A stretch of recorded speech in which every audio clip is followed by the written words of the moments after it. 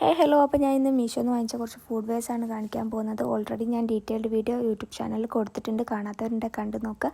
അപ്പോൾ അതിൽ ഞാൻ ട്രൈ ചെയ്യുന്ന വീഡിയോ ആഡ് ചെയ്തിട്ടില്ലായിരുന്നു, അതുകൊണ്ട് തന്നെ ഞാൻ ഇങ്ങനെ ഷോർട്സ് ആക്കി ഇടാമെന്ന് വിചാരിച്ചു.